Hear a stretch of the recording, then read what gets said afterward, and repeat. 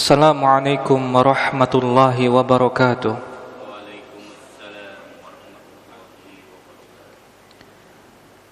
Alhamdulillahi ala ihsanih wa syukru lahu ala taufiqihi wa amtinanih.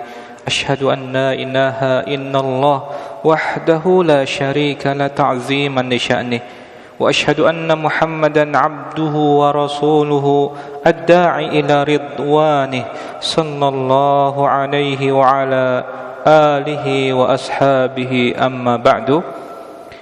Di sore hari ini kita berjumpa kembali di satu majlis yang kita berharap keberkahan dari Allah Subhanahu wa taala dalam rangka mempelajari sejarah kehidupan dari Nabi kita Muhammad sallallahu alaihi wasallam dan para sahabatnya, agar kemudian menjadi kebaikan untuk kita, diambil ibrah dari setiap kejadian, sehingga kemudian menambah keimanan kita karena mengenal lebih dalam, lebih rinci kepribadian Nabi Muhammad sallallahu alaihi wasallam juga para sahabat yang mulia. Sampailah kemudian pada pertemuan ini untuk kemudian melanjutkan tahapan berikutnya, yaitu tahapan kedua dengan judul tahapan kedua di buku kita di halaman 622, yaitu babak baru. Ya, mengingatkan kembali kita menggunakan buku terjemahan Rahiqul Makhtum dari penerbit Ummul Qura. Kemudian setelah Rasulullah sallallahu alaihi wasallam melaksanakan umrah Hudaybiyah dan kemudian kembali ke kota Madinah, maka Nabi Muhammad sallallahu alaihi wasallam tinggal di kota Madinah di bulan Zulhijjah tahun 6, kemudian di awal bulan Muharram tahun ke-7 Hijriah. Bisa dipahami ya sampai sini Pak ya?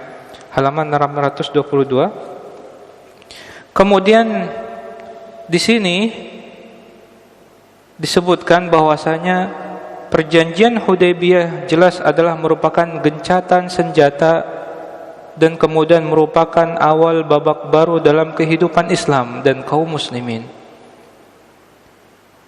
Quraisy yang merupakan kekuatan yang paling besar, yang paling berbahaya, yang dengan terang-terangan melakukan permusuhan terhadap Islam, ternyata kemudian mundur, memilih jalan damai. Maka dikategorikan ada 3 kekuatan oleh penulis Syekh Safi Rahman Al-Mubarakfur atau Mubarakfuri, yaitu Quraisy, Ghatafan dan Yahudi. Maka 3 kekuatan besar ini, satu yaitu yang paling besar Quraisy, ternyata kemudian melakukan perjanjian damai. Maka jelas ini memudahkan, meringankan keadaan Nabi Muhammad sallallahu alaihi wasallam dan kaum muslimin, karena yang bersisa hanyalah Ghatafan dan Yahudi. Kemudian orang-orang Yahudi sudah diusir, Yahudi Bani Qainuqa, Bani Nadir dan kemudian Bani Quraidzah sudah terusir dari kota Madinah. Tentunya ini menjadi lebih ringan lagi. Berarti di kota Madinah dan ancaman yang paling besar dari Mekah sudah tidak ada. Yang tersisa adalah Ghatafan dan Yahudi yang bukan dari kota Madinah atau yang tidak tinggal di kota Madinah saat itu. Kemudian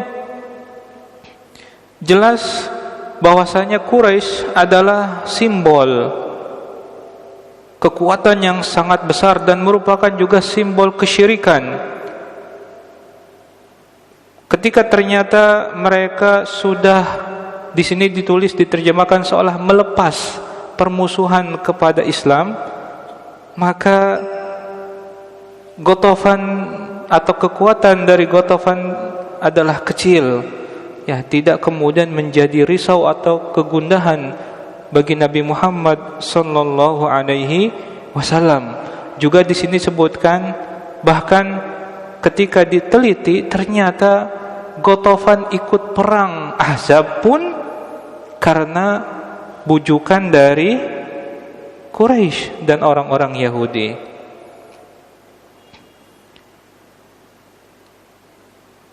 Tadi kemudian disebutkan bahwasanya Nabi tinggal di kota Madinah di bulan Zulhijjah dan awal bulan Muharram.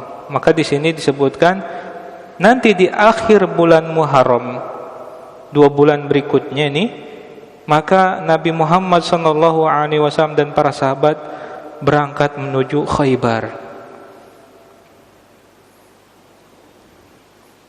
untuk kemudian bertemu orang-orang Yahudi yang tersisa di Jaziratul Arab. Ya. Kemudian berikutnya antara perjanjian atau umrah Hudaybiyah sampai perjalanan atau awal keberangkatan Nabi menuju Khaybar di sini, maka penulis Syekh Safiyur Rahman Al-Mubarakfuri dan para ahli sejarah kemudian menyisipkan atau menjelaskan ada sesuatu yang sangat penting di dalam sejarah umat Islam, yaitu mukatabatun Nabi sallallahu alaihi wasallam al-muluk wal umara, yaitu ternyata Nabi mengirim surat kepada para raja dan para pemimpin yang ada di sekitar Jaziratul Arab. Dan tentunya di sini ya raja di sini juga termasuk kaisar. Kaisar yang ada di Persia, Kisra, dan kekaisaran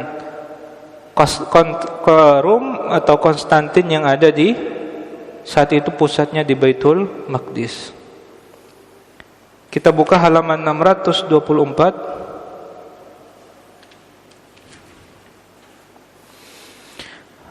Maka penulis mengungkapkan dimulai dari akhir tahun 6 Hijriah atau di bulan Zulhijjah sekembalinya dari Mekah atau sekembalinya dari Hudaybiyah, Rasulullah sallallahu alaihi wasallam kemudian mengirim atau kemudian di sini memang ditulis seolah menulis surat, ya. Tentunya kita meyakini Nabi Muhammad sallallahu alaihi wasallam Allah takdirkan tidak bisa menulis dan tidak bisa membaca.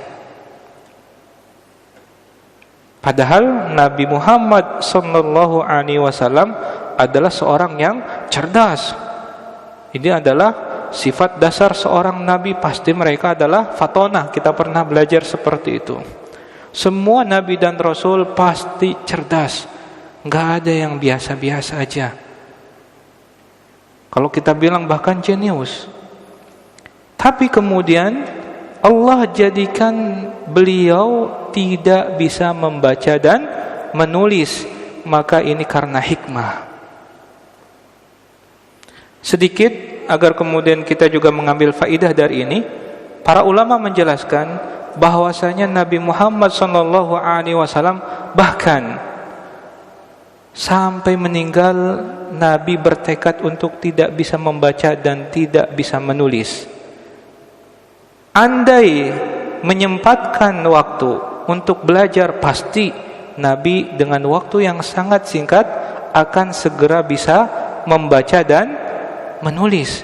Tapi tidak Nabi lakukan, karena Allah sudah kemudian memberikan julukan Al-Ummi, seorang nabi yang Nabiyul Ummi, yang tidak bisa membaca dan tidak bisa menulis. Dan ini jelas ada hikmahnya, yaitu diantaranya dengan mukjizat Al-Quran. Nabi yang tidak bisa membaca dan menulis kemudian diturunkan kitab berupa Al-Quran yang luar biasa, dengan bahasa Arab yang jelas, dengan sastra yang sangat atau yang paling tinggi dibandingkan syair manapun. Maka ketika ada ungkapan surat dari Nabi, maksudnya bukan beliau sendiri yang menulis, tapi Nabi perintahkan orang lain, sahabat, untuk kemudian menulis surat tersebut. Berikutnya pelajaran. Kita praktekkan di dunia kita sekarang. Ada kewajiban untuk kemudian bisa membaca dan menulis bagi seorang anak yang akan masuk jenjang sekolah SD. Ya, ini kemudian terjadi, sudah mulai ada pergeseran seolah, atau tadi mungkin ditulis diralat, seolah mewajibkan anak SD kelas 1 sudah harus bisa membaca dan menulis. Maka saya pribadi tidak setuju dengan metode pendidikan yang memaksa seperti ini. Bahkan saya pribadi kurang setuju untuk kemudian memasukkan atau menyekolahkan anak di jenjang TK. Ada TK yang bagus, jelas ada. Tapi juga ada jenjang TK yang kemudian berlebihan.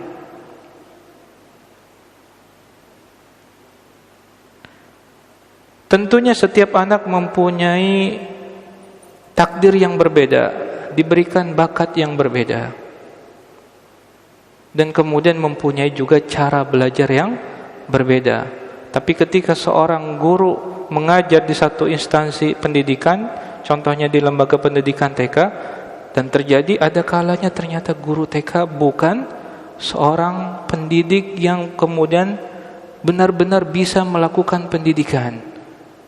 Ya, memang betul seorang guru tidak harus seorang sarjana lulusan S1, tidak.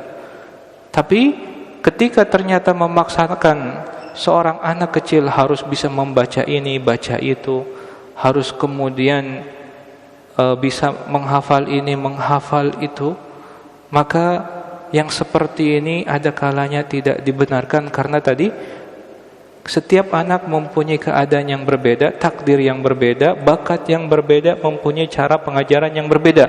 Dan kita masih mempunyai pemikiran yang kita tanda kutip kolot gitu ya.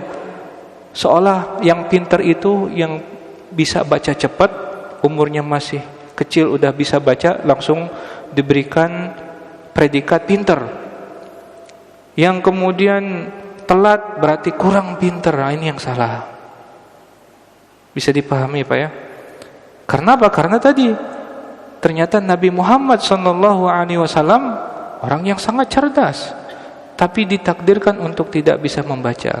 Betul, membaca, kemampuan membaca adalah satu standar tingkat kecerdasan, tapi bukan berarti mutlak pasti kalau bisa baca cerdas, enggak. Atau belum bisa baca berarti tidak cerdas. Itu sekilas. Dan kemudian ada hal yang miris, tentu, ya, ketika ternyata di antara orang tua kita, kakek nenek kita mengalami masa getirnya, pahitnya perjuangan kemerdekaan Indonesia dan sulitnya hidup pada zaman tersebut, banyak yang kemudian mereka tidak mendapatkan pendidikan, hanya sekolah kelas 1 SD doang, SR doang, kelas 2 doang, cuman SD doang. Ada yang sampai SMP, ada yang SMA, tapi banyak yang ternyata bahkan tidak sempat sekolah ketika masa kemerdekaan atau awal-awal kemerdekaan. Dan kemudian merupakan kedurhakaan. Terjadi, ada orang-orang yang kemudian malu ketika memperkenalkan ibunya, bapaknya, kakeknya, neneknya tidak bisa membaca. Padahal tidak bisa membacanya karena tidak belajar, tidak sekolah. Tapi itu tidak menunjukkan bahwasanya mereka bodoh. Betul tidak bisa membaca, tapi bukan berarti kemudian membenarkan untuk berbuat durhaka, bahkan malu untuk memperkenalkan kepada orang lain. Ini tidak boleh. Kita lanjutkan. Berikutnya, ketika ternyata di awal beliau Rasulullah SAW kemudian hendak mengirim surat kepada raja-raja dan para pemimpin, maka di antara para sahabat ada yang mengungkapkan bahwa para raja tidak menerima kecuali jika surat tersebut terdapat stempel yang membuktikan seolah itu adalah surat resmi, bukan seolah, memang itu surat resmi, bukan hanya sekedar tulisan. Maka Nabi Muhammad SAW kemudian kita tahu akhirnya membuat stempel berupa cincin perak yang kemudian ditulis, ya, dibuat pahatan Muhammad, tulisan yang paling bawah Rasulun, kemudian Allah, Muhammad Rasulullah, Muhammad satu baris, Rasul, kemudian yang paling atas Allah. Bisa dipahami sampai sini? Maka kemudian, ya, ini yang dikenal sebagai stempel untuk surat Nabi Muhammad sallallahu alaihi wasallam. Ketika menulis surat, beliau kemudian berikan stempel pada surat tersebut.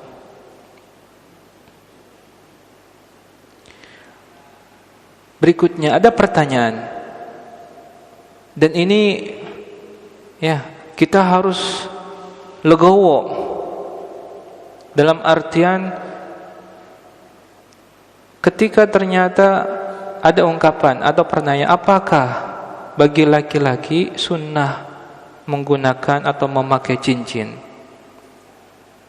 Maka diantaranya Syekh Abdul Razak, Dr. Abdul Razak, kemudian ketika menulis di dalam syarah Syama'ilun Nabi sallallahu alaihi wasallam, satu kitab tentang Nabi Muhammad sallallahu alaihi wasallam yang ditulis oleh Tirmizi, menjelaskan bahwasanya hukum tentang menggunakan cincin, faqalu idza kana li hajatin likawnihi masalan qadiyan aw mas'ulan yahtaju ila al-khatmi fahuwa bin nisbati ilaihi sunnah. Singkatnya, jika menggunakan cincin dan memang digunakan sebagai tanda stempel seperti yang dilakukan oleh Nabi kita Muhammad sallallahu alaihi wasallam, maka ini adalah sunnah.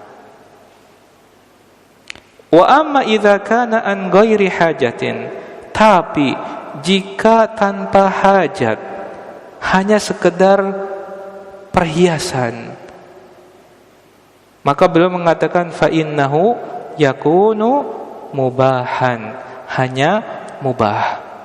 Penting enggak? Ini sedikit penting, mungkin ada sedikit perbedaan, padahal penting. Berarti ketika seseorang menggunakan cincin yang ada batu akiknya, berpahala atau tidak? Kalau dari perkataan Syekh Abdul Razak bin Abdul Muhsin Al-Badr, maka kalau hanya sekedar ada batu cincinnya, tidak digunakan untuk stempel, ya, atau ada urusan penting dengan cincin tersebut, misalkan cincin sebagai pembeda seorang raja, gitu kan, ada cincin raja, ya, ada cincin pangeran, itu khusus, yang punya itu berarti seorang raja, yang itu berarti sah sebagai seorang pangeran. Tapi kalau cincin hanya sebatas perhiasan, ada batu akiknya, maka hanya mubah, tidak dapat pahala. Mubah berarti boleh. Ini penjelasan dari Syekh Abdul Razak bin Abdul Muhsin Al-Badr. Bisa dipahami Pak ya, singkat. Kemudian Nabi Muhammad SAW mengutus utusan. Di sini dengan ungkapan para kurir. Ini ada bahasa yang harusnya lebih bagus, ya, utusan. Karena memang aslinya Rasul, bukan hanya sekedar kurir paket. Kalau zaman sekarang kan kurir ada kecondongan pengantar paket kalau belanja online. Ya, tentunya kalau ada bahasa yang lebih bagus, lebih mulia, seharusnya penterjemah menggunakan bahasa yang lebih bagus lagi. Karena ini adalah utusan dari Rasulullah sallallahu alaihi wasallam. Rasulillah, bahasanya seperti itu. Rasulu, utusan dari Rasulillah, Rasulillah kepada para raja. Dan kemudian para ulama di antaranya di sini sebutkan Al-Alamah Al-Mansur Furi kemudian mengatakan bahwa para utusan ini berangkat dari awal Muharram tahun 7 Hijriah, yaitu beberapa hari sebelum beliau dan kaum muslimin berangkat menuju Khaybar. Bisa dilihat di halaman 625. Kemudian banyak sekali penjelasan yang luar biasa mudah dipahami. Ada peta, di pusatnya ada kota Madinah, kemudian ada panah yang sangat banyak yang menunjukkan bahwasanya arah panah tersebut menuju kerajaan atau kekaisaran yang kemudian dikirim surat kepada mereka. Ya, bisa dilihat di buku, silakan kalau yang tidak pegang buka atau maju dekat ke kawannya, halaman 625. Ini sudah sangat bagus dan mudah untuk dipahami. Ya. Memang kemudian di sini ada, saya sedikit berikan penjelasan. Ada angka 1, 2, 3, 4, 5, 6, 7. Maka wallahu a'lam bissawab, jelasnya penulis Syekh Safiur Rahman berusaha untuk kemudian memberikan urutan sesuai dengan kebenaran saat itu. Tapi para ahli sejarah hakikatnya mereka berselisih pendapat. Surat yang mana yang pertama dikirimkan oleh Nabi Muhammad sallallahu alaihi wasallam, mana yang kedua, mana yang ketiga, yang keempat dan seterusnya dengan urutan yang pasti. Ya, diingat kembali bahwasanya penghitungan tahun 1, 2, 3, 4, 5 Hijriah ini dimulai pada zaman Umar bin Al-Khattab. Adapun pada zaman Nabi Muhammad sallallahu alaihi wasallam, maka para sahabat kemudian memahami kejadian sesuatu dikaitkan dengan kejadian yang lain. Oh, ternyata ini setelah perang Hudaybiyah. Maka dalam riwayat pengiriman surat kemudian dipahami setelah kejadian setelah kejadian umrah Hudaybiyah atau perjanjian Hudaybiyah, sebelum Khaybar, setelah Khaybar, sebelum Ahzab, setelah Uhud dan seterusnya. Dalam riwayat akan kita dapatkan seperti itu. Maka kemudian ini jelas ya menjadikan kesulitan para ahli sejarah untuk menegaskan mana yang lebih dulu. Kadang dalam riwayat disebutkan bulan, tapi kadang di riwayat yang lain tidak disebutkan bulan, hanya disebutkan setelah kejadian ini atau sebelum kejadian itu. Lanjut, yang pertama yang dipilih oleh penulis adalah surat kepada Najasyi, yaitu Raja Habasyah. Dahulu kerajaan Habasyah atau Ethiopia sekarang dikenal dengan kemakmuran atau kekayaannya, bukan kemakmuran yang dipahami gemah ripah loh jinawi gitu ya. Negeri Afrika kita tahu ada banyak daerah yang kemudian dikenal dengan gurun pasir, tapi Habasyah adalah negeri yang kemudian dikenal dengan kekayaannya dulu. Emasnya banyak. Kemudian dipilih diantaranya karena ada irisan dengan surat yang dikirim oleh Nabi Muhammad SAW kepada Raja Najasyi yang kita kenal, yang kemudian masuk Islam, dan raja ini yang kemudian mengizinkan para sahabat untuk melakukan hijrah ke negeri Habasyah dengan perlindungan dari Raja Najasyi ini sebelum para sahabat hijrah ke kota Madinah.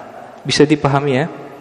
Jadi penulis memilih surat yang pertama kepada Najasyi karena memang mengirim surat ini sebelum Nabi hijrah. Pernah kirim. Disebutkan di sini kita lihat bahwasanya At-Tabari menyebutkan ada teks surat yang kemudian Disebutkan di sini ada nama sahabat Ja'far bin Abi Thalib ketika hijrah ke Habasyah. Pada paragraf yang pertama di akhir, tiga baris yang terakhir, aku telah mengutus kepada kalian anak pamanku Ja'far bersama beberapa orang muslim. Jika dia telah datang, maka terimalah dia dan janganlah berbuat sewenang-wenang kepadanya.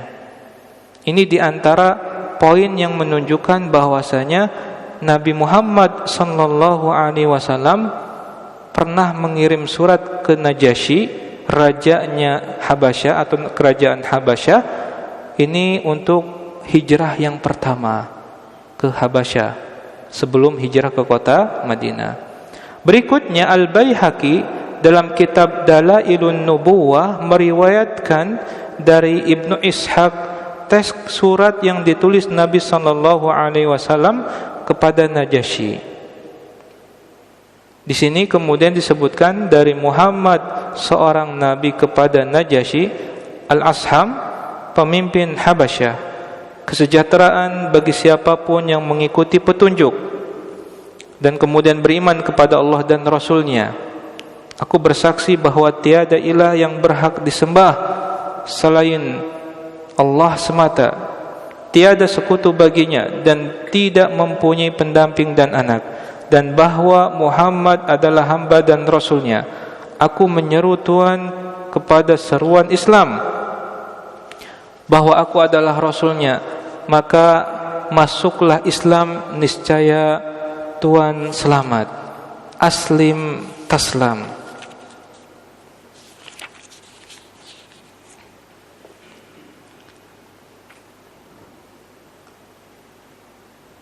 Kemudian itu terjemahannya. Sedikit kita ralat bahwasanya kalau di dalam teks yang bahasa Arab sebenarnya ada Bismillahirrahmanirrahim di awal surat. Hadza kitabun min Muhammadin Rasulillahi ila an-Najasyi. Tapi di dalam terjemahan tidak ada. Ini juga perlu kita koreksi. Ya.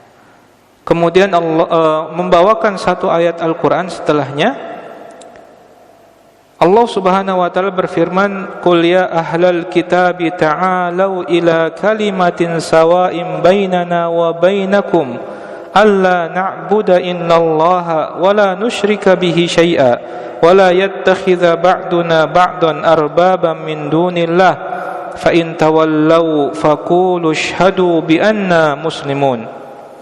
Katakanlah, wahai ahli kitab, marilah berpegang kepada satu kalimat ketetapan yang tidak ada perselisihan antara kami dan kalian, bahwa tidak ada yang kita sembah kecuali Allah dan tidak kita persekutukan Dia dengan sesuatu pun, dan tidak pula sebagian kita menjadikan sebagian yang lain sebagai Tuhan selain Allah. Jika mereka berpaling, maka katakanlah kepada mereka, saksikanlah bahwa kami adalah orang-orang yang berserah diri kepada Allah. Surat Al-Imran ayat 64. Fa'in abaita fa'alaika isma an-nasara min qaumik. Jika engkau wahai Najasyi menolak seruan Islam ini untuk masuk Islam, maka engkau akan menanggung dosa-dosa orang Nasrani yang menjadi kaummu atau penduduk kerajaanmu. Bisa dipahami sampai sini Pak ya? Maka kemudian ini yang dikenal dengan surat Rasulullah sallallahu alaihi wasallam kepada An-Najasyi yang masuk Islam. Dan kemudian ketika Najasyi ini meninggal, maka Nabi Muhammad sallallahu alaihi wasallam melakukan salat gaib, salat jenazah, tapi di hadapan beliau tidak ada jenazahnya. Jenazahnya ada di Habasyah, Ethiopia, Afrika. Nabi salat jenazah yang kemudian tidak ada jenazahnya, dikenal dengan salat gaib. Nah, di halaman berikutnya, halaman 627, maka kemudian penulis Syekh Safiyur Rahman memberikan tambahan yang sangat bagus dari penjelasan Ibnul Qayyim dalam kitabnya Zadul Ma'ad tentang surat yang lain kepada Najasyi berikutnya. Najasyi adalah gelar raja untuk kerajaan Habasyah saat itu. Najasyi yang muslim, ya, yang tadi yang kita panggil dengan nama Ashamah bin Al-Abjar meninggal dan kemudian disolat gaib, maka Najasyi yang kedua ini juga kemudian dikirimi surat oleh Nabi Muhammad sallallahu alaihi wasallam, dan ini kemungkinannya adalah terjadi setelah Sulhu Hudaybiyah, setelah perjanjian Hudaybiyah. Dimulai dengan kalimat Bismillahirrahmanirrahim, min Muhammadin Rasulillah sallallahu alaihi wasallam ila Najasyi azimil Habasyah, salamun ala man ittaba'al huda, amma ba'du. Dan di sini dengan ungkapan yang sederhana para ulama kemudian mengambil kesimpulan yang berbeda, karena ternyata ada ungkapan salamun ala man ittaba'al huda, tidak ditegaskan assalamu alaika, karena Najasyi yang berikutnya belum masuk Islam.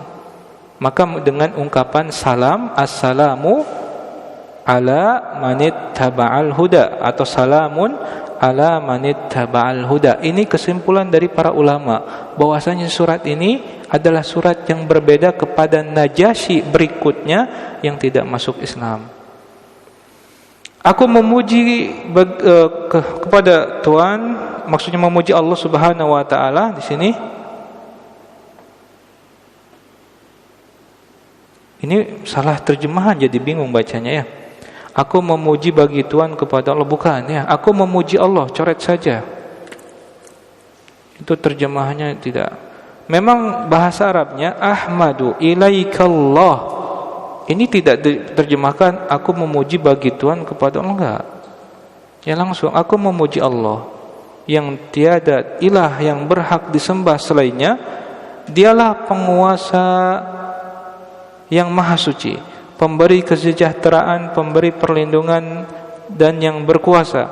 Aku bersaksi bahwa Isa bin Maryam adalah ruh Allah dan kalimatnya yang ditiupkan kepada Maryam yang perawan, baik dan menjaga kehormatan diri. Lalu dia mengandung Isa dari ruh dan tiupannya, sebagaimana dia menciptakan Adam dengan tangannya. Aku menyeru kepada Allah semata dan tiada sekutu baginya, dan senantiasa menaatinya, dan hendaklah Tuhan mengikutiku, beri iman kepada apa yang diberikan kepadaku. Sesungguhnya aku adalah Rasul Allah, dan aku menyeru Tuhan kepada pasukan. Ini kayaknya salah terjemahan lagi. Aku menyeru kepada Allah Subhanahu wa taala azza wa jalla, ya. Kemudian aku sudah mengajak dan memberi nasihat, maka terimalah nasihatku, kesejahteraan bagi siapapun yang mengikuti petunjuk. Disebutkan di sini seorang ahli sejarah Dr. Al-Muhtar menegaskan bahwa surat yang ditulis Nabi Muhammad SAW dengan redaksi ini setelah perjanjian Hudaybiyah. Adapun tentang keabsahan teks surat tersebut memang perlu penelitian lebih lanjut dengan melihat kepada beberapa dalil untuk mengatakan bahwa surat ini ditulis setelah Hudaybiyah pun sebenarnya tidak ada dalil yang menguatkannya. Redaksi yang disebutkan oleh Al-Baihaqi dari Ibnu Ishaq mirip dengan surat yang ditulis Nabi Muhammad SAW kepada beberapa raja dan penguasa Nasrani. Ini bukan Amir Nasrani ya, tapi penguasa dari kerajaan-kerajaan Nasrani yang ada di sekitar Arab setelah Hudaybiyah, yang di dalamnya ada ayat Al-Quran tersebut. Kemiripan lainnya adalah dalam kandungannya. Di sini disebutkan bahwa Al-Asamah secara jelas, sedangkan surat yang disebutkan Dr. Humaidillah yang barusan terakhir saya baca, menurut kami adalah surat yang ditulis beliau kepada pengganti Asamah setelah dia meninggal dunia. Ada kemungkinan inilah sebabnya mengapa dalam surat ini tidak disebutkan nama secara jelas. Menurut pendapat kami, urutan urat ini sama sekali tidak dikuatkan dengan dalil yang pasti selain dari beberapa penguat internal yang dipahami dari isi surat-surat tersebut. Namun, Dr. Humaidillah berani memastikan bahwa teks surat yang disebutkan Al-Baihaqi dalam kitab Dalailun Nubuwah dari Ibnu Abbas adalah surat yang ditulis Nabi Muhammad SAW kepada pengganti Al-Ashamah setelah dia meninggal dunia, padahal nama Al-Ashamah disebutkan secara jelas. Wallahu a'lam. Itu sekilas untuk teks surat atau penjelasan surat kepada Najasyi yang kedua.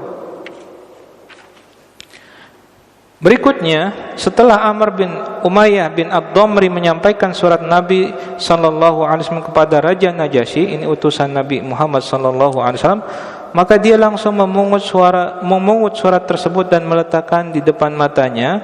Dia turun dari kasurnya ke atas lantai lalu masuk Islam di hadapan Ja'far bin Abi Thalib. Ini untuk surat yang pertama, ya, surat kepada Najasyi yang masuk Islam.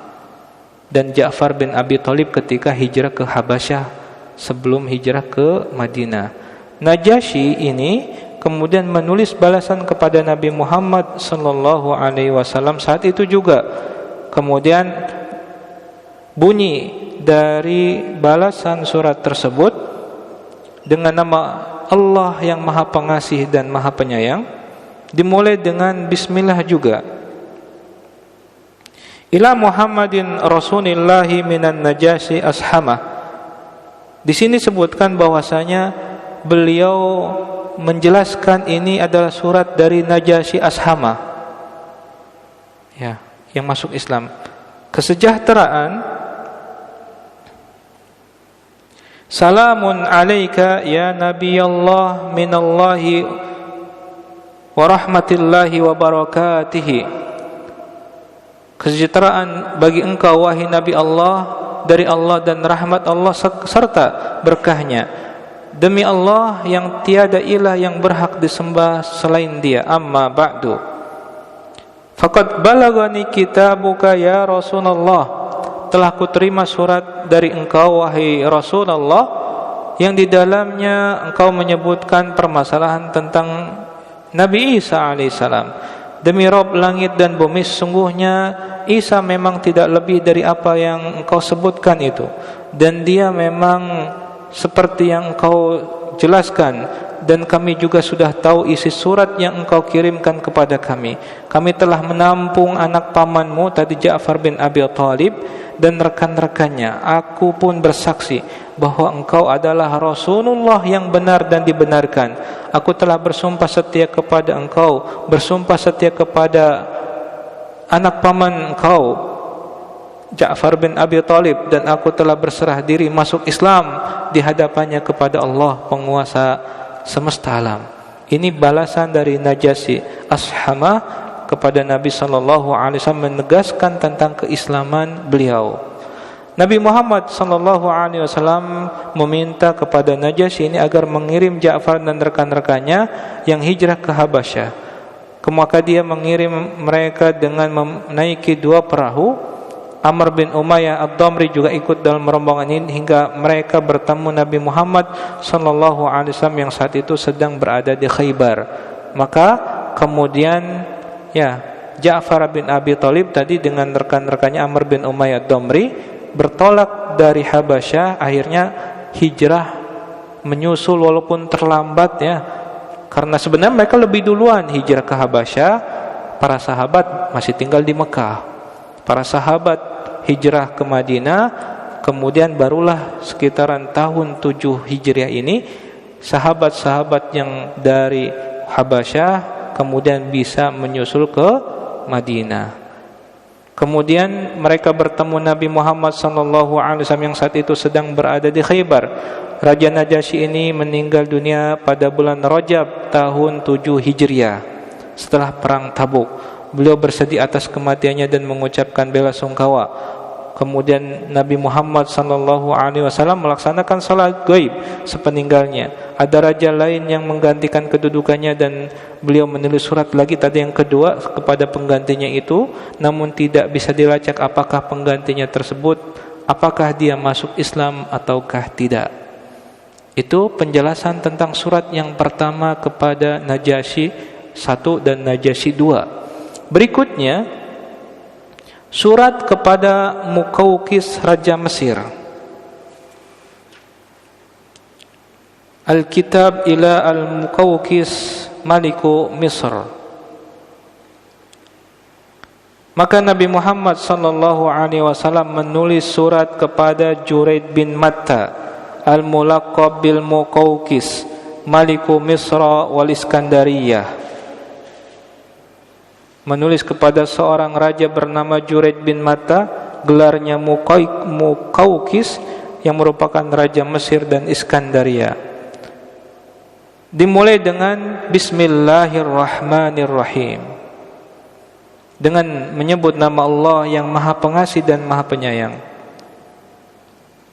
Min Muhammadin Abdillahi wa Rasulihi ilal Muqawqis, dari Muhammad hamba Allah dan Rasulnya kepada Muqawqis Raja Qibti azimil Qibti, salamun ala man ittaba'al huda, kesejahteraan keselamatan bagi siapapun yang mengikuti petunjuk.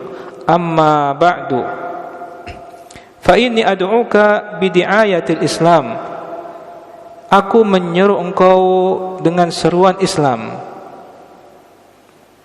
Aslim taslam, masuklah ke dalam agama Islam, niscaya engkau akan selamat.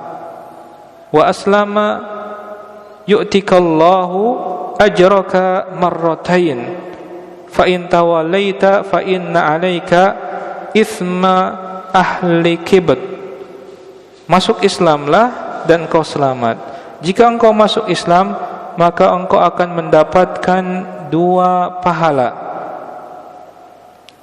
Ya, bagi ahli kitab yang kemudian masuk ke dalam agama Islam, mereka akan mendapatkan 2 pahala sebagaimana kita baca di dalam surat Al-Hadid ayat 28.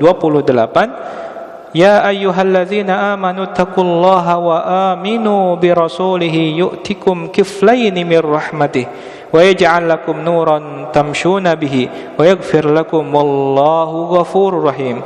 Wahai orang-orang yang beriman, bertakwalah kepada Allah dan berimanlah kepada Rasulnya Muhammad, niscaya Allah memberikan rahmatnya kepadamu 2 bagian dan menjadikan cahaya untukmu yang dengan cahaya itu kamu dapat berjalan, serta Dia mengampuni engkau, dan Allah Maha Pengampun dan Maha Penyayang. Ya, seorang ahli kitab ketika masuk Islam, maka kebaikannya ketika beragama Nasrani ataupun Yahudi akan ditimbang sebagai kebaikan kelak di hari kiamat. Maka di sini maksud dari ucapan atau tulisan surat dari Nabi Muhammad SAW, bahwasanya jika engkau masuk Islam, maka Allah memberikan engkau pahala 2 kali lipat. Tetapi jika tidak masuk Islam, maka akan menanggung dosa penduduk Qibti.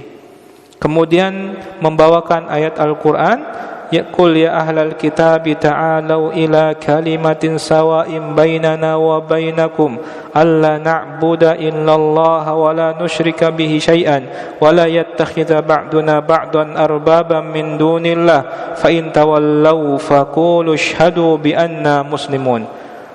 Ayat yang sama seperti yang dikirimkan kepada Najasyi dan raja-raja yang beragama Nasrani. Nanti ketika surat yang dikirimkan kepada Kisra, kaisar dari negara Persia, tidak disebutkan lagi ayat ini karena Kisra adalah seorang Majusi, penyembah api. Kemudian disebutkan Nabi memilih utusan yang membawa surat ini, sahabat bernama Hatib bin Abi Balta'ah radhiyallahu anhu. Kemudian setelah menghadap Muqawqis, Hatib berkata kepadanya, sebelum raja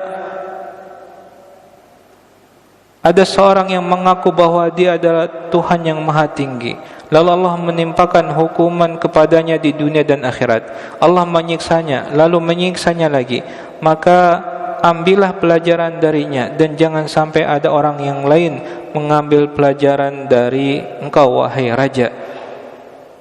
Ya, maksudnya adalah Fir'aun, penguasa Mesir sebelumnya. Muqawqis kemudian menjawab, kami mempunyai agama yang tidak akan kami tinggalkan kecuali jika agama yang lain tersebut adalah lebih baik lagi.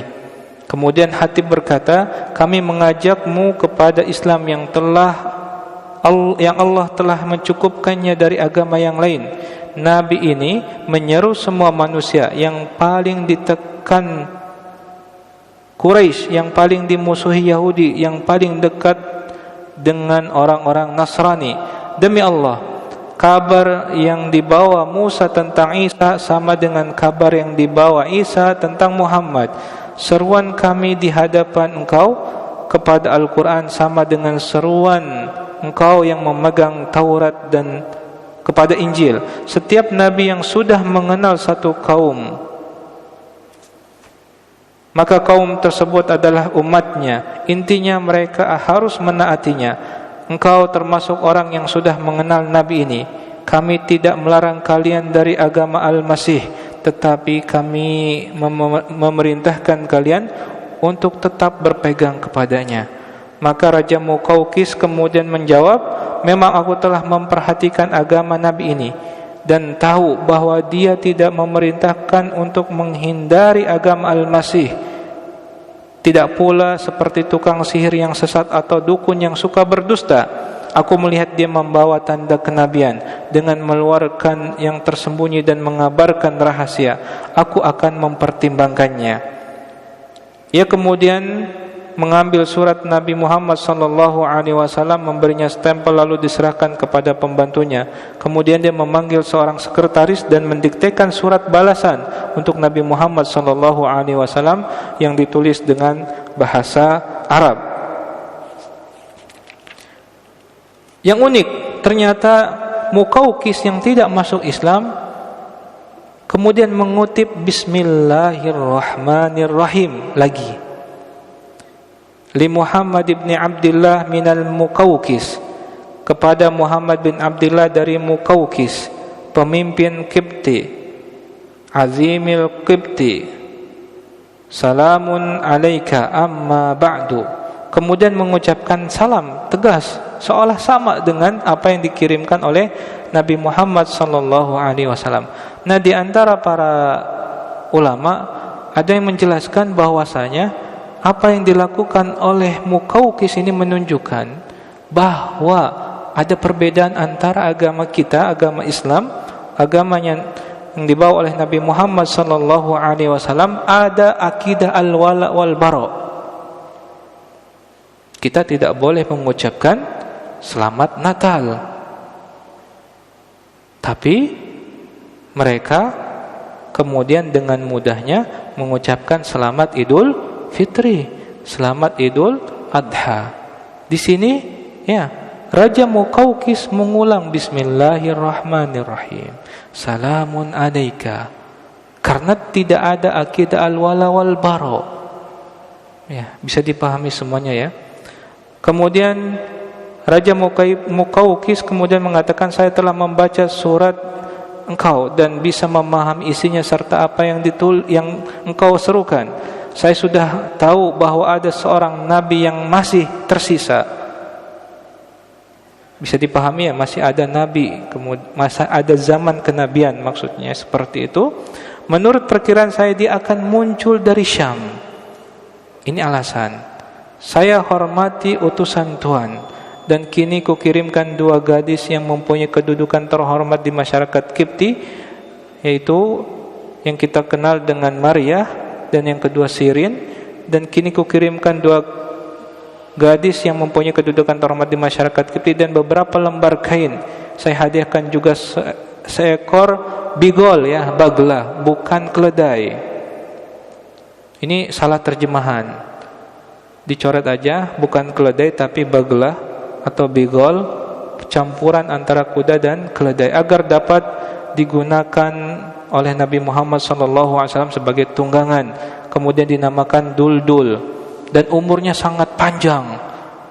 Ya, si bigol ini atau baglah ini, duldul, yang namanya duldul, digunakan Nabi Muhammad SAW terus hidup sampai zaman Muawiyah bin Abi Sufyan radhiyallahu anhu, barulah baglah ini mati.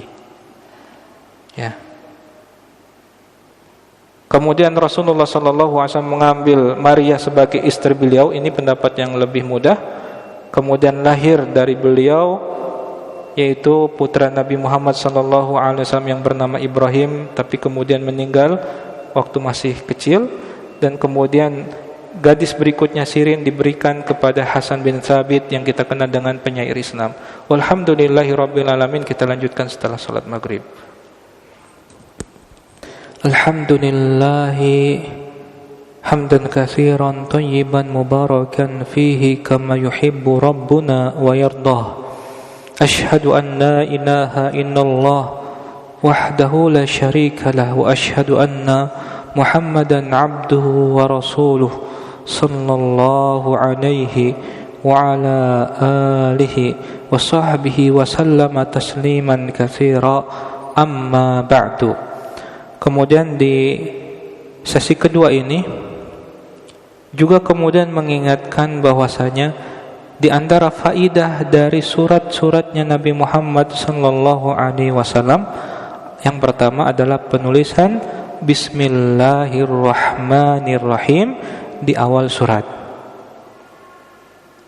Maka kemudian ini berbeda dengan sekedar Bismillah, karena ternyata para ulama menjelaskan ada perbedaan. Kalau kita hendak makan, maka boleh Bismillah, boleh Bismillahirrahmanirrahim. Dua-duanya boleh dan benar dan sunnah.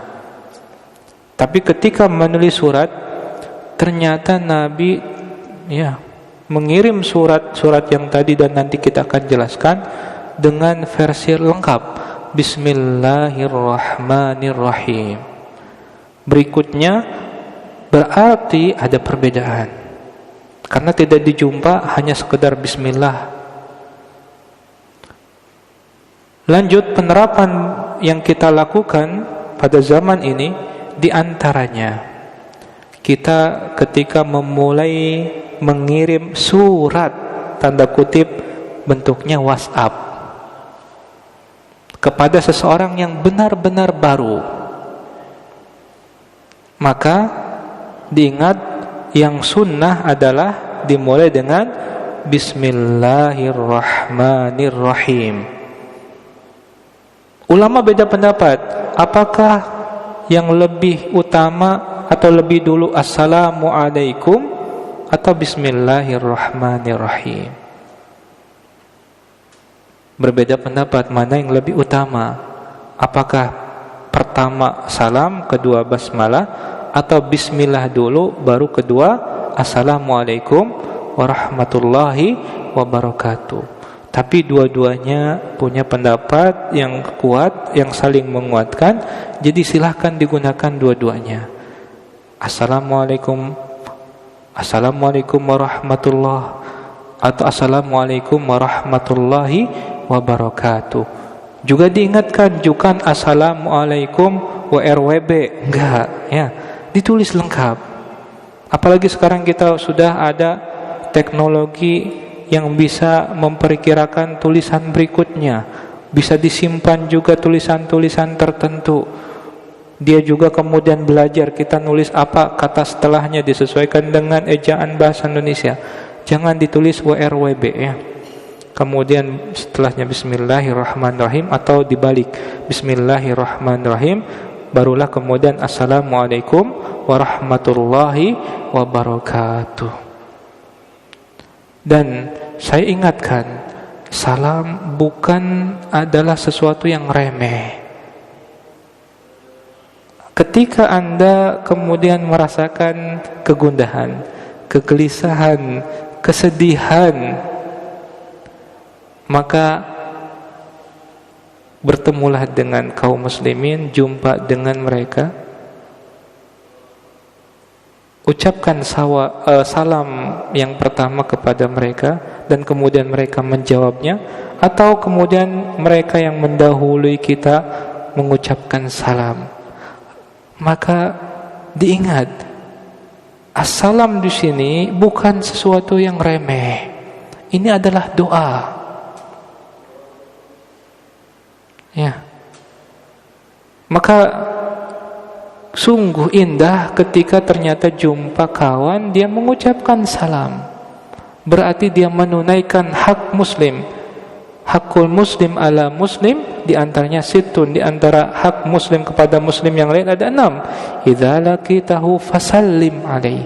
Kalau dia mengucapkan salam, berarti dia seorang muslim yang baik, muslim sejati, dan dia adalah kandidat untuk teman yang baik, sahabat sejati. Bisa dipahami ya? Rasakan, dia sedang mendoakan kita. Ya, bahwasanya dia sedang mendoakan kita. Wah, ternyata kawanku ini orang baik, mengucapkan salam kepadaku. Dan sungguh orang yang mempunyai hasad, penyakit dengki, iri di dalam hati, dia tidak akan mengucapkan salam karena tahu itu adalah doa kebaikan.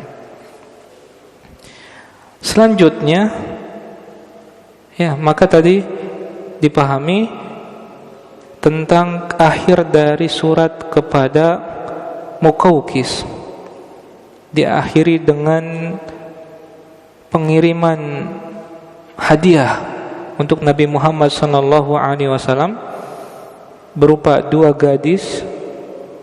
Pertama bernama Maryah yang kemudian beristri, yang kedua Sirin yang kemudian dihadiahkan kepada sahabat Hasan bin Thabit Al-Ansari radhiyallahu anhu. Kita lanjutkan, berikutnya adalah surat kepada Kisra.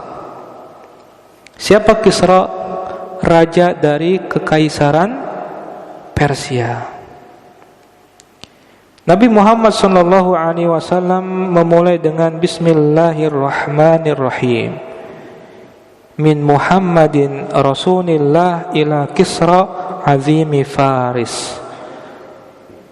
Salamun ala man ittaba'al huda wa amana billahi wa rasulih wa syahida alla ilaha illallahu wahdahu la syarika lah wa anna Muhammadan abduhu wa rasuluhu wa ad'uka bidi'ayatillahi fa inni ana rasulullah ila an-nasi kafah liyunzira man kana hayyan wa yuhiqqal qawlu 'alal kafirin fa aslim taslam fa in abaita fa inna ismal majusi 'alaika.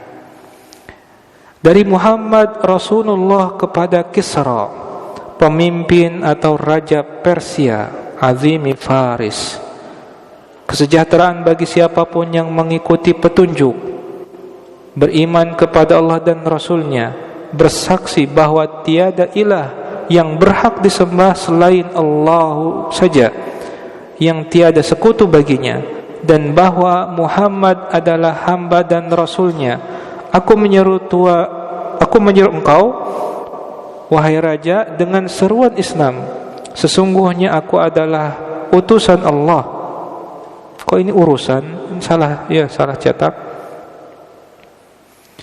Kepada seluruh umat manusia, untuk memberi peringatan kepada yang masih hidup dan yang membenarkan perkataan atas orang-orang kafir.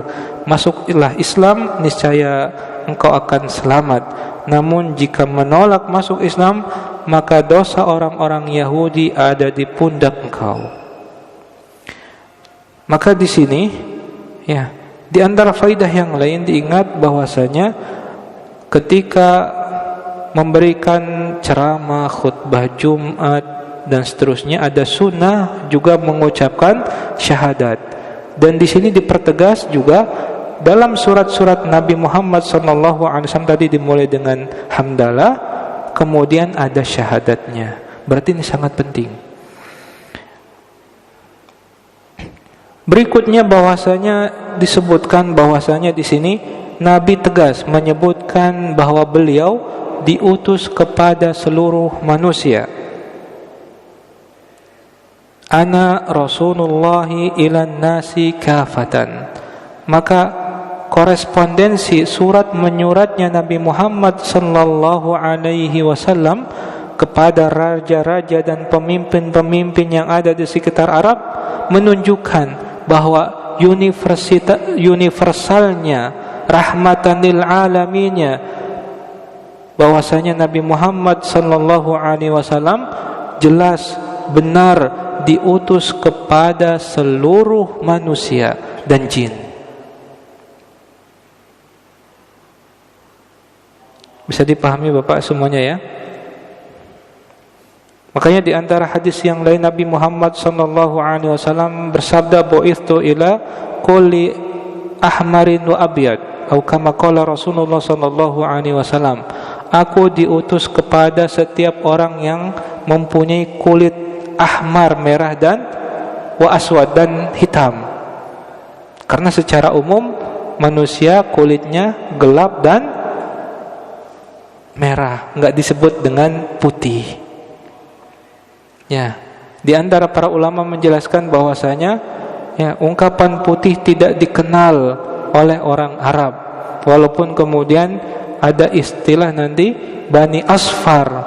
Untuk orang Eropa disebut dengan Bani Asfar, kuning, enggak dibilang putih. Ya. Kalau kita kan bilangnya bule putih, kalau orang Arab bilangnya kuning, asfar, atau ahmar. Kalau yang bukan bule bilangnya ahmar. Maka kita juga kenal ada gelar atau panggilan untuk ibunda kita Aisyah radhiyallahu anha dengan ungkapan Humaira, yang kemerah-merahan. Jadi pipinya yang putih, saking merahnya, saking putihnya kemudian seolah terlihat ada kemerah-merahan. Seperti itu. Kita lanjutkan. Ternyata yang mengirimkan surat ini adalah seorang sahabat bernama Abdullah bin Huzaifah As-Sahmi. Ya, di sini ada metode penulisan dari Syekh Safiyur Rahman. Ya, untuk memudahkan kita menghafal atau inti dari kandungan surat. Kan ketika kita membahas surat-surat Nabi, maka inti dari pembelajaran ini adalah surat tersebut. Baru kemudian faktor-faktor yang lain, ya, informasi yang lain. Contohnya di sini, siapa utusan yang dikirim.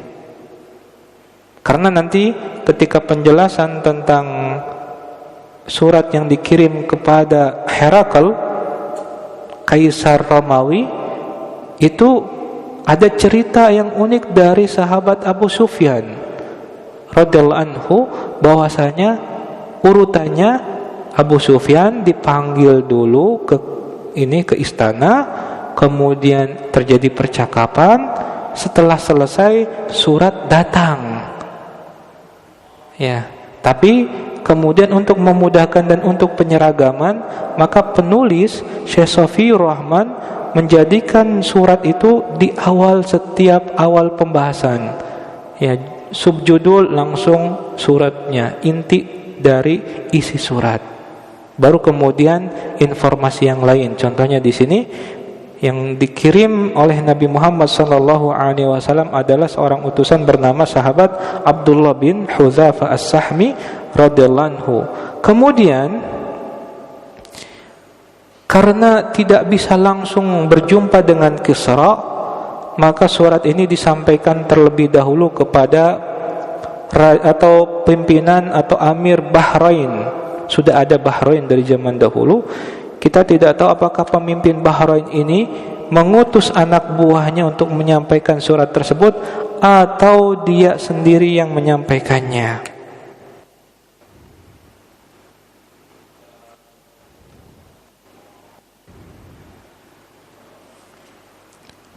Ya, atau di sini maksudnya Abdullah bin Hudzafah As-Sahmi sendiri yang kemudian akhirnya datang langsung ke Persia menyampaikan surat tersebut.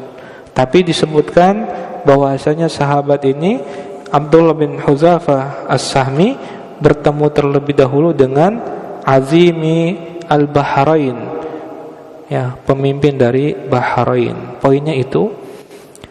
Kemudian siapapun yang menyampaikan surat tersebut yang pasti cerita yang jelasnya di sini, karena berbeda dengan surat yang lain, Kisra dengan congkak angkuhnya langsung di sini ditulis mencabik-cabik surat tersebut, langsung merobek, ya. Tapi merobeknya bukan berebet satu doang, karena dengan ungkapan mazzaqahu. Kalau mazzaqahu berarti banyak sobekannya. Bisa dipahami? Ya. Dalam bahasa Arab mazzaqahu berarti sobekannya banyak. Ini kalau kemudian dibuat hiperbolanya mencabik-cabik. Bisa cocok mungkin ya, wallahu alam bishawab. Intinya disobeknya banyak sebagai bentuk kemarahan. Dengan congkak dia berkata, seorang budak yang hina dari rakyatku kemudian menulis namanya sebelum aku. Di sini sebelum aku berkuasa nih, ini salah. Jadi salah konsep penterjemahan. Maksudnya Kisra marah. Surat tersebut dimulai dengan nama Nabi Muhammad sallallahu alaihi wasallam. Kan tadi min Muhammadin Rasulillah. Cuman gara-gara itu doang, keangkuhan seorang raja atau kaisar Kisra ini, dia kemudian menyebabkan kehancuran, kebinasaan. Dan jelas, ya, kesombongan adalah sebab kebinasaan. Ya. Kemudian ada ungkapan yang unik di sini, ada kata-kata dari si Kisra, abdun hakirin min ra'iyati yaktubu ismahu qabli. Maka maksud dari perkataan ini, Kisra menganggap bahwasanya Jaziratul Arab adalah wilayah kekuasaannya, walaupun tidak benar-benar terjadi. Bisa dipahami ya? Tidak benar-benar terjadi. Kalau kemudian tadi An-Najasyi, raja dari negara Habasyah, kerajaan Habasyah, betul, maka kemudian merupakan kerajaan yang tunduk kepada kekaisaran Romawi. Ya, tunduk kepada kekaisaran Romawi.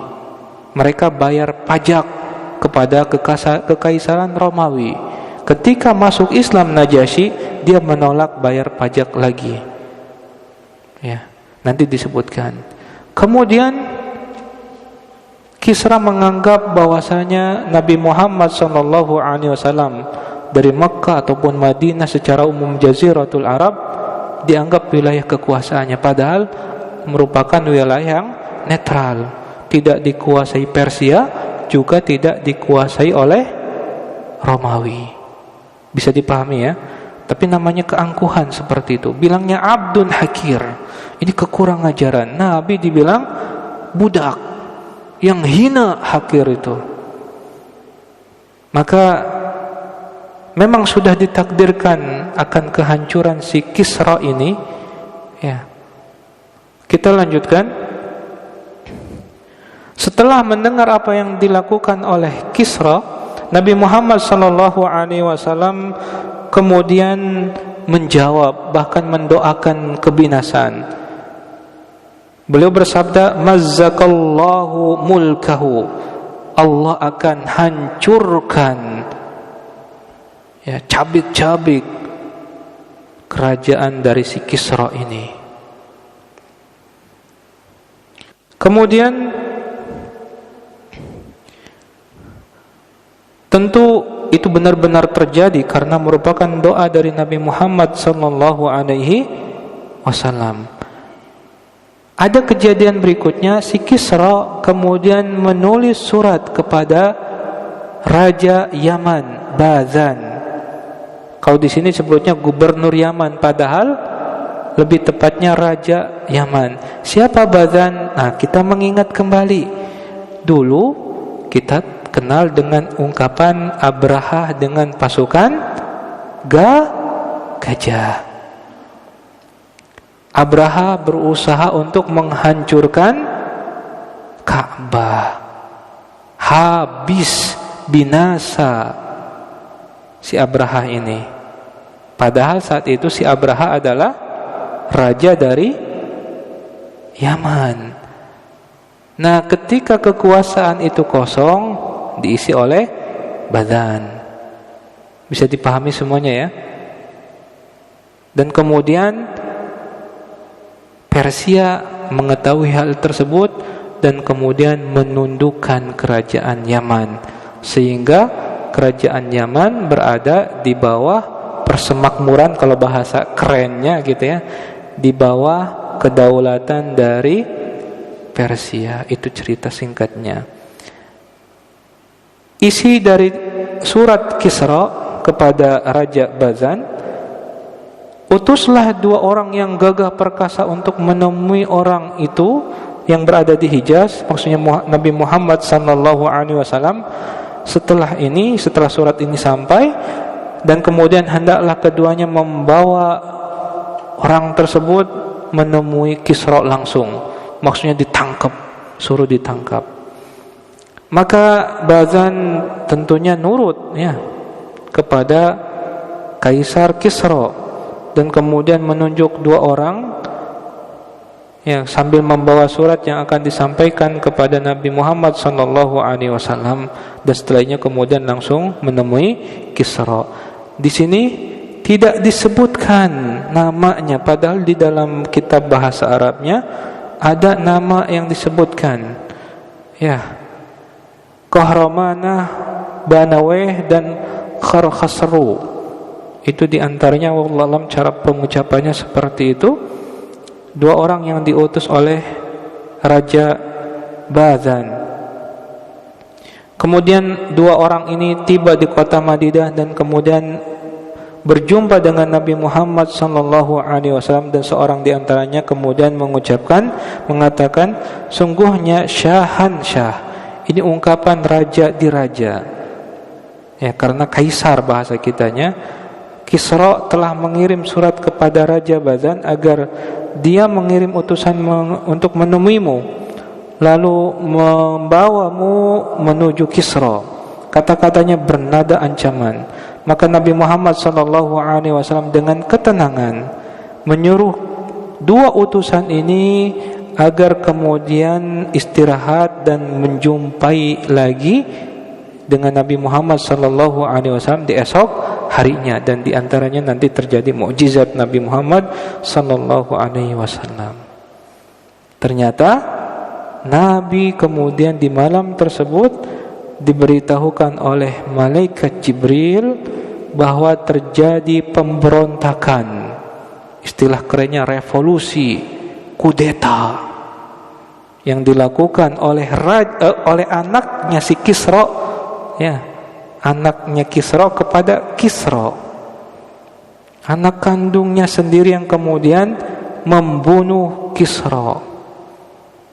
Ini yang pertama ya. Maka di sini mulai kehancuran dari kekaisaran Persia. Belum hancur belum, tapi di sini awal.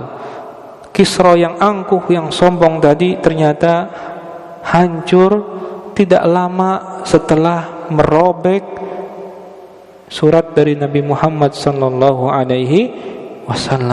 dan dibunuh dengan hina oleh anaknya sendiri. Ini jelas kehinaan, dibunuh oleh anak kandungnya sendiri. Sebabnya disebutkan bahwasanya si anak sebel ya, bahasanya sebel atau kemudian kecewa, menganggap Kisra enggak becus memimpin kekaisaran, dengan bukti kalahnya mereka ketika perang melawan kekaisaran Romawi ya. Namanya si anak yang kurang ngajar durhaka ini Syiruyah. Disebutkan di dalam buku ini Syiruyah. Pembunuhan tersebut terjadi pada malam Selasa tanggal 10 Jumadal Ula tahun 7 Hijriah. Maka di sini juga ada tanggal 10 Jumadal Ula tahun 7 Hijriah. Ini tadi kita sempat bahas bahwasanya surat-surat yang dikirim Nabi sallallahu alaihi wasallam kemudian terjadi setelah perjanjian Hudaybiyah. Adapun rincian kapan tepatnya surat tersebut dikirim, maka ada yang kemudian informasi tersebut saling melengkapi, di antaranya ini. Karena ternyata ada irisan informasi tentang matinya Kisra oleh anaknya Syiruyah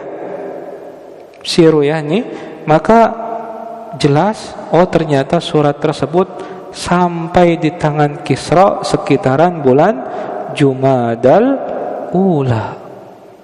Padahal tadi disebutkan bahwasanya sekilas seolah dipahami surat-surat tersebut dikirim sebelum Nabi berangkat menuju Khaybar. Menuju Khaybar berangkat di bulan Muharram, di akhir bulan Muharram tahun 7 Muharram, kemudian Safar, terus Rabiul Awal, Rabiul Tsani, Jumadal Ula. Berarti ada jarak 5 bulan dari keberangkatan Nabi Muhammad SAW dengan para sahabat menuju Khaybar. Bisa dipahami Pak ya semuanya? Ya, tapi supaya kemudian mudah dipahami, maka penulis Syekh Safiyur Rahman mengumpulkan tentang pembahasan surat ini jadi satu bab. Padahal ya, kalau kemudian informasi ini digabungkan dengan awal keberangkatan Nabi menuju Khaybar, berarti 5 bulan setelah Nabi berangkat. Ya. Kita lanjutkan. Maka pada esok harinya Nabi Muhammad SAW mengabarkan kisah tragedi kudeta yang terjadi jauh di Persia kepada 2 utusan tadi. Maka mereka tentunya kaget. Benar apa yang engkau katakan ini? Ya, sebenarnya kami tidak seberapa membenci engkau. Maka apakah kami harus mencatat apa yang engkau katakan ini dan menyampaikannya kepada Raja Bazan? Karena ini sesuatu hal yang sangat aneh. Ya, tiba-tiba memberikan kabar kudeta yang terjadi di Persia tadi malam, gitu kan, beneran tadi malam.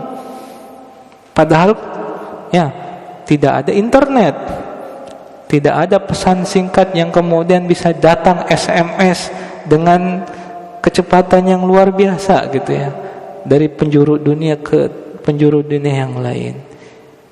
Kalaupun kemudian kabar menggunakan burung, ya suratnya dikirim lewat burung, itu baru semalam. Belum tentu rakyatnya sendiri atau kemudian orang-orang yang tinggal di sekitar istana tahu semalam itu terjadi kudeta gitu kan. Belum tentu tahu. Tapi ini sudah memberikan kabar apa yang terjadi di sana. Benar nih, boleh saya tulis, kami tulis ucapan engkau wahai Nabi Muhammad gitu ya, agar disampaikan kepada Raja Bazan. Kemudian Nabi mengiyakan, ya tulis, benar. Sampaikan hal ini kepadanya. Sampaikan pula pesanku kepada Raja Bazan bahwa agama dan kekuasaanku akan merambah seperti yang dicapai Kisra, menguasai yang kaya maupun yang miskin. Sampaikan pula kepadanya, apabila engkau mau masuk Islam kepada Raja Bazan, kuberikan apa yang menjadi milikmu.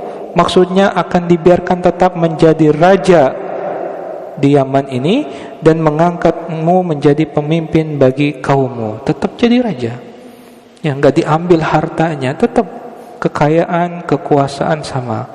Maka kedua utusan ini segera kembali dan menemui Raja Bazan serta menyampaikan pesan dari Nabi Muhammad sallallahu alaihi wasallam. Tak seberapa lama kemudian datang pula surat tentang terbunuhnya Kisra di tangan putranya sendiri, ya, si Ruyah. Kemudian dalam surat itu, ya, sisi Ruyah ini, anaknya ini kan langsung jadi Kisra berikutnya, melanjutkan, dia tahu tentang perihal surat Nabi Muhammad sallallahu alaihi wasallam, kemudian menuliskan pesan, awasi orang yang sudah dikirimu surat oleh ayahku itu, dan janganlah engkau menyerangnya sebelum ada perintah dariku. Dan informasi atau surat dari si Ruyah ini menjadi penggerak datangnya hidayah kepada Raja Bazan. Inilah yang mendorong Bazan untuk masuk Islam beserta rakyatnya di negeri Yaman. Itu kisah tentang surat kepada Kisra. Tentunya kita tahu bahwasanya di kemudian hari, ya, kerajaan Kisra akhirnya benar-benar luluh lantah, hancur. Ya, sebagaimana doa dari Nabi sallallahu alaihi wasallam tersebut. Lanjut, ini yang paling menarik sebenarnya dan yang paling utama dari semua surat, yaitu surat Nabi Muhammad sallallahu alaihi wasallam kepada Kaisar, raja atau kaisar kekaisaran Romawi. Dari semua surat, maka kata para ulama, para ahli sejarah jelas kemudian mengungkapkan surat kepada Herakl adalah surat yang paling sahih, karena ada riwayatnya oleh Al-Bukhari dalam kitab sahihnya. Dibandingkan yang lain, ya, riwayat yang kemudian menjadi isi surat ini yang paling sahih. Bahkan di antara para penulis sejarah ada yang kemudian tidak mengungkapkan surat-surat yang lain karena melemahkan riwayat atau rincian isi dari surat-surat tersebut, hanya kemudian mencantumkan surat ini, surat Nabi Muhammad SAW kepada Herakl. Di antaranya adalah hadis yang kemudian diriwayatkan oleh sahabat yang mulia Abu Sufyan radhiyallahu anhu. Tadi saya sempat ungkapkan, ya, panjang kisahnya ketika Abu Sufyan kemudian berdagang ke Syam di bulan apa, Pak? Di musim apa? Di ilafi Quraisy ilafihim rihlatash syita'i was-shaif. Ketika musim dingin, orang Quraisy menuju, kalau di Mekah musim dingin, sekarang masih masuk musim dingin, maka orang-orang Quraisy berdagang menuju kemana, Pak Turki? Rihlatash syita. Kalau musim dingin, orang Quraisy Mekah pergi menuju dagangnya kemana? Yaman. Ya, karena Yaman lebih selatan, lebih dekat dengan garis Khatul Istiwa, lebih hangat. Kemudian ketika rihlatash syita'i was-shaif, ketika musim panas, maka kemudian orang-orang Quraisy kemudian mereka menuju dagangnya menuju Syam. Berarti di sini, ya, kemungkinan besar terjadi di musim panas. Ya, karena ternyata di daerah Syam lebih dingin dibandingkan panasnya di Mekah. Tapi tetap saja, ya, semoga Allah berikan kemudahan bagi kita untuk bisa haji, bisa umroh. Tapi saya ingatkan, kalau mau umroh jangan di bulan-bulan musim panas, walaupun harganya murah. Kenapa? Karena ternyata umroh atau kemudian di musim panas itu sangat menyulitkan. Ya. Orang Quraisy aja pergi ke Syam, kita malah datang ke Mekah gitu kan. Panas banget Pak, jangan. Ya. Kapan itu? Bulan Juni, Juli, Agustus. Itu jangan. Tunda. Kalau mau umroh jangan di bulan Juni, Juli, Agustus. Rezekinya kalau yang haji sekarang nih sudah, atau sekarang sudah agak mending. Kemarin nih sempat di musim panas atau puncak musim panas, rezeki bagi mereka harus haji dalam keadaan panas-panasan. Ya, tapi tentunya kita tetap berdoa, yang penting dapat haji, yang penting dapat umrah. Kalau kita bisa memilih, ya semoga dapat yang mudah. Oh ya, jadi kemudian teringat ada pelajaran dari Imam Ahmad bin Hanbal rahimahullah. Pernah kemudian beliau bercerita kepada murid-muridnya, setelah beliau menyelesaikan hafalan Quran, tentunya masih belita ya, masih kecil. Kemudian diceritakan Imam Ahmad bin Hanbal rahimahullah berdoa kepada Allah agar bisa menghafalkan hadis-hadis Nabi. Berdoa meminta keutamaan, keistimewaan menghafalkan, menjaga hadis Nabi Muhammad sallallahu alaihi wasallam, dikabulkan.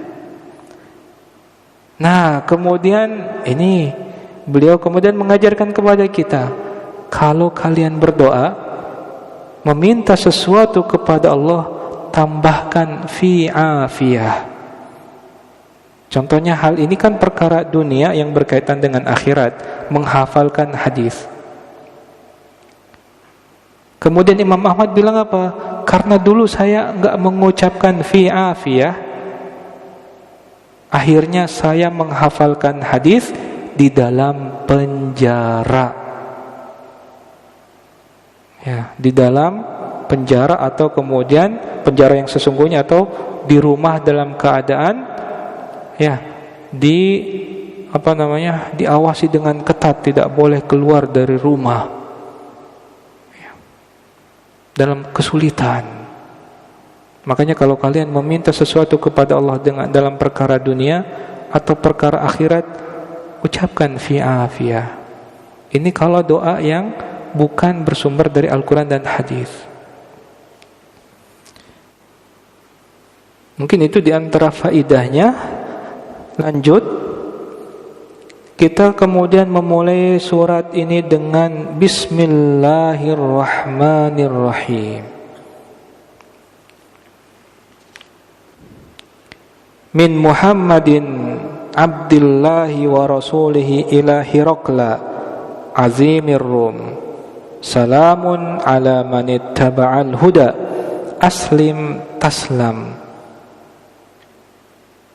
Aslim yu'tikallahu ajraka marratain, fa in tawallaita fa inna 'alaika ismal arisiyin.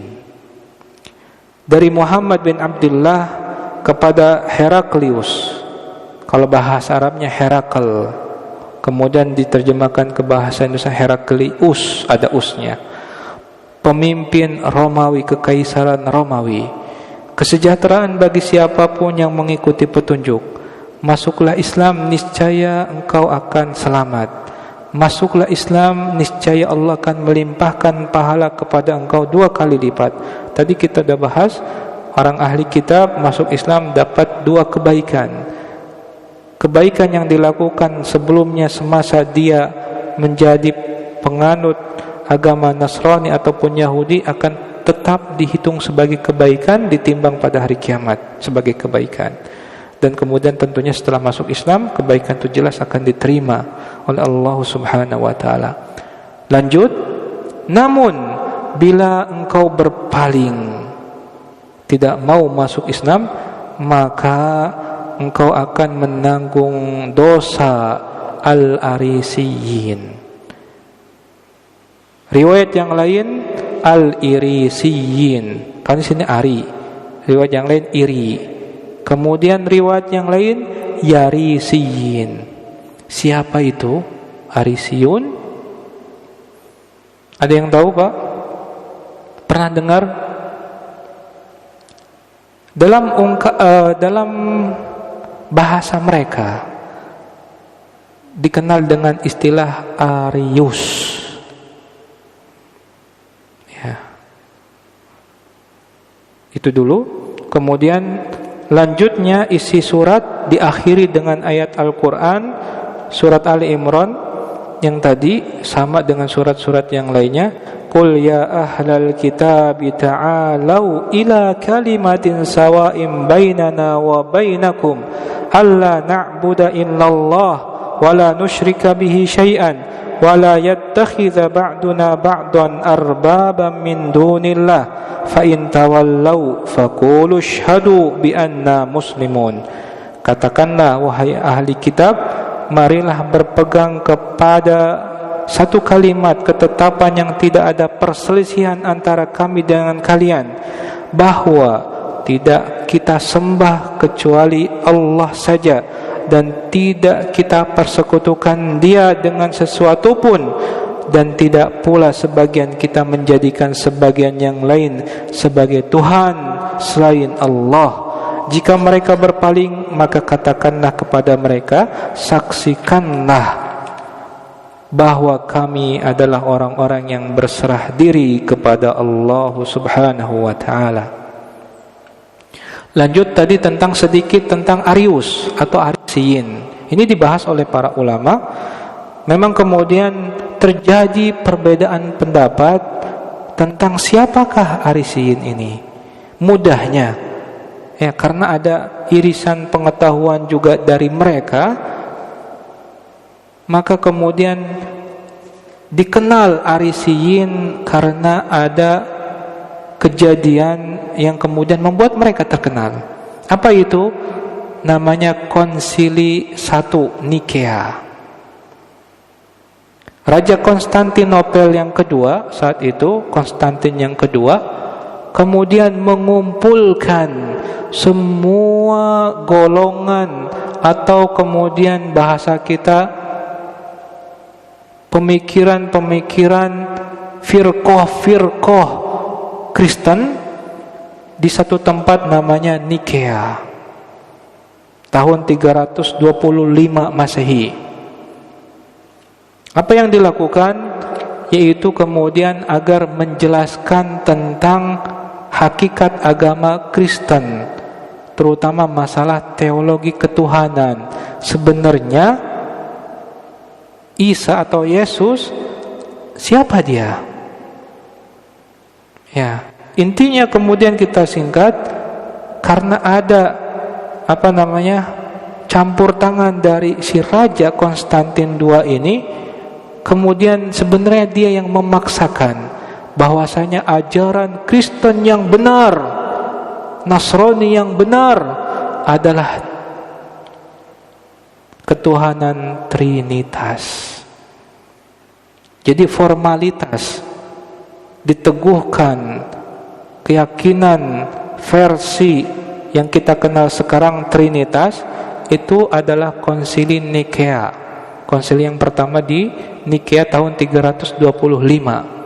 Dan di sini Arius, pendeta Arius ini dan kemudian pengikutnya dikenal dengan yang mengikuti ajaran Arius, versi mereka bilangnya seperti itu. Kemudian orang Arab mengatakan Arisiyin, Arisiyun. Nah, inilah yang kemudian dikenal berbeda. Kristennya, Nasraninya muwahhid. Ya, Kristennya yang mengesahkan Allah Subhanahu wa ta'ala saja. Mereka tidak mengatakan Trinitas. Mereka tidak mengatakan Yesus sebagai putra Allah, sebagai wujud dari Tuhan itu sendiri. Enggak. Mengatakan Ruhul Kudus sebagai Tuhan, maka tidak juga. Ya, maka dipahami bahwasanya Arisiyun ini adalah muwahhidun, ya, orang-orang yang teguh dengan ajaran sesungguhnya dari Nabi Isa alaihi salam yang kemudian dipertahankan dari Hawariyun, sahabat-sahabatnya Nabi Isa alaihi salam, ke generasi berikutnya, sampailah pada kejadian Konsili Nikea ini setelah diputuskan oleh si Raja Konstantin. Maka ada keputusan berikutnya. Tadi kan keputusannya Trinitas. Di antara keputusan yang berikutnya, konsekuensi dari keputusan itu yang berbeda keyakinan dibunuh, diburu. Ini yang kemudian terjadi. Akhirnya kita tahu kisahnya Salman Al-Farisi, ya, bahwasanya ketika Salman Al-Farisi mengenal agama Nasrani yang pertama kali, dia kan kemudian kabur dari rumah menuju mana? Suriah. Ada pendeta yang diikuti, tapi ternyata pendetanya nggak benar, ya, korupsi, menimbun harta umatnya. Kemudian pindah lagi ke Mosul yang ada di Irak, ya, ternyata, ya, yang ini beda, ajarannya bagus, ya. Tapi kita tahu cerita dari Salman Al-Farisi radhiyallahu anhu bahwasanya pendeta ini ternyata menyembunyikan keyakinannya yang sesungguhnya, ya, tentang beda Nasraninya dia dengan Nasrani yang ada di masyarakat Trinitas.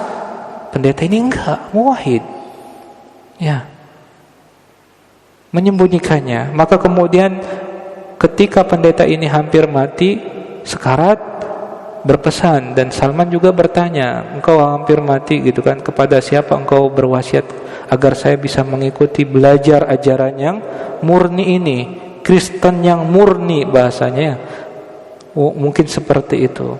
Maka ditunjukkan kepada pendeta yang ada di Nasibin Aljazair, jauh dari Mosul Irak ke Aljazair, kemudian pindah lagi ke Amuria Romawi, kemudian setelah itu ke Baitul Maqdis, dan istilahnya sudah dapat kabar tentang kemunculan Nabi Muhammad SAW. Tujuannya Madinah. Tahu, ya, sudah dikasih tahu Salman ini munculnya Nabi terakhir di kota Madinah. Dari mana? Karena informasi ini juga sudah ada di antara orang-orang Yahudi, ya. Maka akhirnya Salman pergi menuju Madinah. Dia kasih uang orang yang akan pergi ke Madinah, ya, pedagang-pedagang yang menuju kota Madinah, karena dia ngikut rombongan tersebut, bayar bahasanya, numpang demi keamanan. Malah dijadikan budak dan dijual. Itu kisah singkatnya. Nah, pendeta-pendeta ini yang dipahami mengikuti ajaran Arius. Juga kalau kita ingat lagi tentang kisah Ashabul Ukhdud, ya, maka Raja Najran yang di Yaman sebelum kisah kedatangan Abraha, ya, dan Aryat dari Habasyah, maka si raja ini kan punya tukang sihir dan udah tua. Tukang sihir ini minta agar didatangkan seorang pemuda agar belajar sihir, meneruskan ilmu sihirnya. Ternyata dalam perjalanan si pemuda jumpa pendeta lagi. Ini kabur, yang menjauhkan diri. Belum lagi kisah Ashabul Kahfi, ya, mereka lari dari kejaran orang-orang Romawi. Seperti itu. Itu sekilas tentang Arisiyin atau Irisiyin atau Yarisiyin. Ungkapan seperti itu dalam beberapa riwayat hadisnya. Lanjut. Surat ini dikirim oleh utusan Nabi SAW yang bernama Dihya bin Khalifah Al-Kalbi. Wah, ini nama sahabat yang terkenal. Kenapa, Pak? Masih ingat gak? Pak Turki ingat gak? Kenapa Dihya bin Al-Khalifah Al-Kalbi ini terkenal? Ketika malaikat Jibril berubah wujud menjadi sosok manusia, wujud tersebut mirip dengan Dihya bin Khalifah Al-Kalbi ini. mirip. Bukan sama ya, tapi mirip. Dihyahnya ada, orangnya ada. Ya, di suatu tempat, kemudian malaikat Jibril berubah wujud menjadi sosok laki-laki yang mirip dengan Dihya al-Kalbi ini. Ya. Kemudian sedikit lagi yang mungkin di sini di paragraf pertama di halaman 634 ada kesalahan lagi nih. Banyak banget kesalahan di buku ini. Kemudian Nabi Muhammad SAW memerintahkan agar surat tersebut disampaikan terlebih dahulu kepada pemimpin Busra. Di sini ditulisnya Basrah. Ini beda jauh tempatnya. Nabi Muhammad SAW ya memerintahkan agar suratnya kan disampaikan kepada Herakl. Tapi kan nggak bisa langsung. Jadi lewat pemimpin yang di bawahnya dulu. Siapa? Ada namanya gubernur bahasa kita atau amir kalau di sana ya, azim, istilah yang lain wilayah Busra yang ada di Suriah dekat Baitul Maqdis. Saat itu Herakl berada di Baitul Maqdis, Palestina. Tapi kan nggak bisa langsung ketemu Herakl.